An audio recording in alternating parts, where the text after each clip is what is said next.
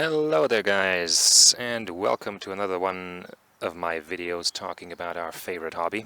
Today I've brought my latest acquisition, which is a TT-02R, of which I changed a few bits, and the one that you can actually see the easiest would be the blue chassis that I stole basically from another kit, another variant of the TT-02R. I had to hunt it down on the net for a few days before I found a shop that actually sold it. It's a shop that I never saw before, but they came through and it came a few days after in the mail.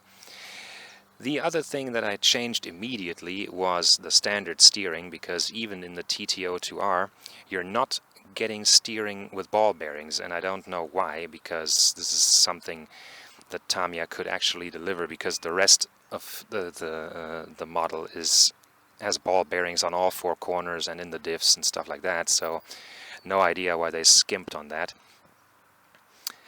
The other thing I changed is the steering linkage on all three points, because the ones from Tamiya requires you to cut pieces off the ends of it, which I have no idea why they would need that, but since I have no cutting tool that can actually do that, I went for another one. Also because this is aluminium, this is much lighter. It came in a set, so why the hell not? The other thing I still need to change is the servo horn, or rather the servo saver, because this has a problem. Sometimes when you steer it to the left or the right, it doesn't return the front wheels to the center anymore. I have no idea why, probably because the servo saver is crap, because it's a standard one. It's all connected to an AMX racing servo with 9 kilograms. And that's completely fine for the turning radius and stuff like that. I still have to limit the dual rate a bit, because it turns in too much. So if I leave it like that, it's at some point is going to break something, which I can't have, because I'm not loaded enough to replace parts on it willy-nilly. Next thing we have is the Hobby Wing ESC and motor, which is a set, an easy run set. The motor is a 4000 kV unit with a temperature sensor, and the Hobby Wing ESC, the Easy Run, is a 1060. So that's more than enough for this deal. I had a 4600 kV motor in my TT-01, which we'll talk about later. That was a real handful. It was almost undrivable, even though I did not have it in only rear-wheel drive mode like some other people do.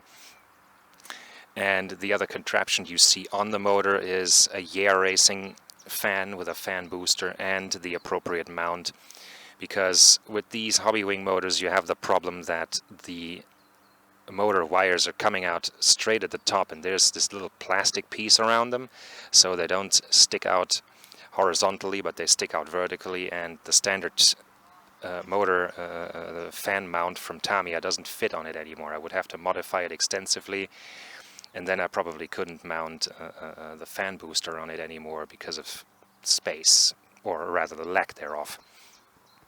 The other thing I did, normally with these Easy Run components, they don't come with any sort of power pack connectors, and since I bought a power pack with 5mm connectors a little bit earlier, I thought, why not use that instead of the included adapter that comes with it, which plugs into the 5mm plugs anyway.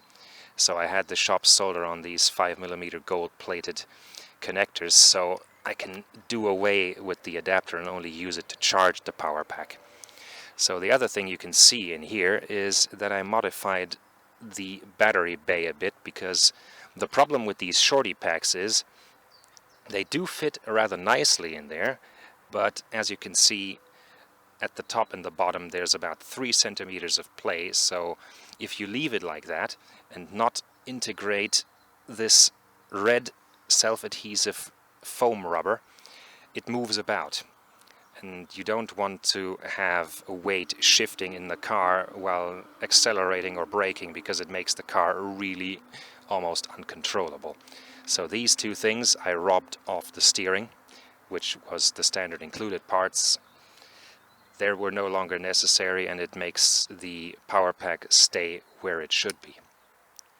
The other thing that I added to the model was magnetic body mounts. And I actually gotten these to fit really nicely because they were on the TT-01, and the body also was on the TT-01. I did not have to move the magnets inside of the body. I actually got the mounting points right from the get-go.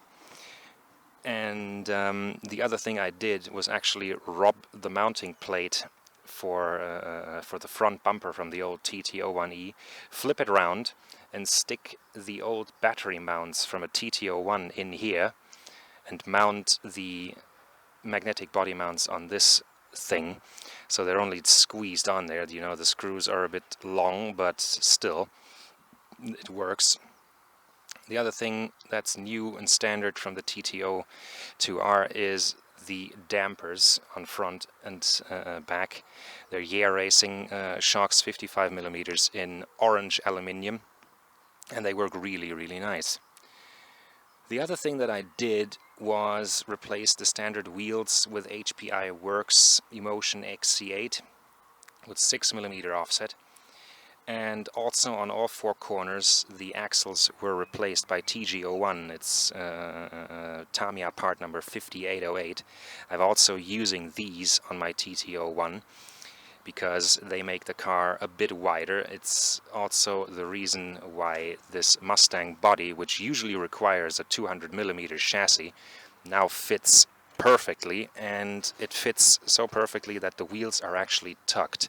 So nothing sticks out, and it's really, really nice. The only thing, I don't know if you can see this here, it does scrape a bit. I think I have to harden up the suspension some so it doesn't scrape on the inside that much, because at this point I will have to repaint the inside very, very soon. So this is enough about the chassis. The other thing that I've brought today was a carrying case that I absolutely needed, because it is rather hard taking all of that stuff that you have for a car with you every time you move it. And the only carrying case that I had was a rucksack that was not even fitting very good, very, very good for the model. So I actually modified this, and you can actually see I made a mess of it, because this, as you can see, is leftover fingerprints, and I had this thing in here for a few days to harden up. So the problem with this bag is that it does fit the model very well, but the sides weren't really holding up. So you can see you can just push these down. It was never meant for a model car. So I bought a bit of acrylic, glued it together in all the places it needed, and now I can use these inside bags for some tools, and the bag up here I can use for the receiver. So that's very, very handy.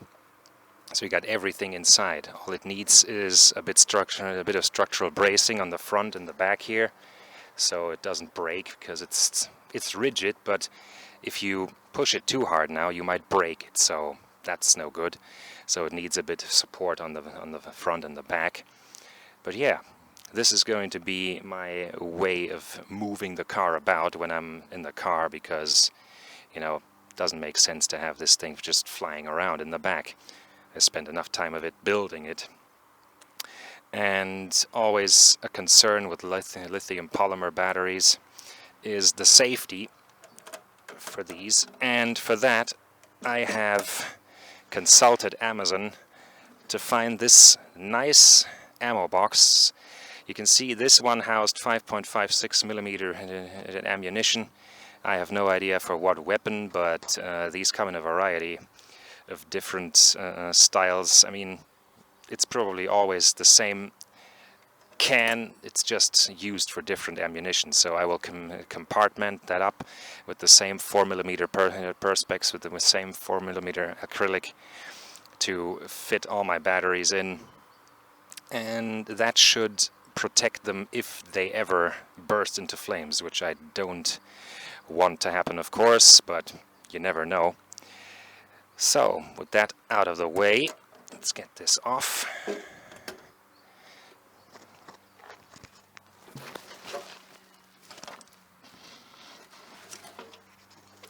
Now to get to the last bit, since people have been talking about it, or rather asking me about it. The old TT-01E clone in carbon that I have posted videos of is dead and gone. The only pieces that still exist are the top deck, the lower deck, a few bits of plastic and the diffs, because as it was such a problem child, at some point I took it apart because I needed parts of it. I was actually trying to use some parts for the battery compartment, but I couldn't find them anymore, so there's no use in asking about it. It's never coming back. It was too much of a problem child.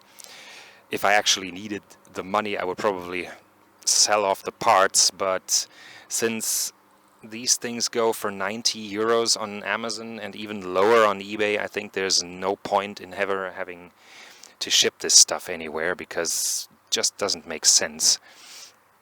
The shipping alone would cost more than the parts are worth, so that doesn't even make any sense.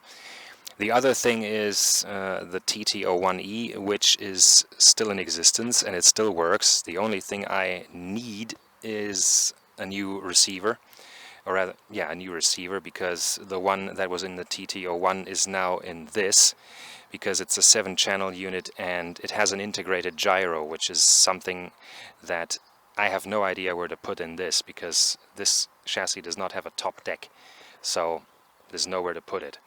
But other than that, the TT-01E will live again. I will set it up for some young people in the family. I will limit the power that it has to about 50% or less, because it's a 4600 kV motor, and you don't want to give something like that to a beginner. Ah, look, the wasps are coming. So yeah, it will live again, it will drive again, but for the moment I needed the wheels, I needed the wheel hexes that I have on there to make all of this fit and run.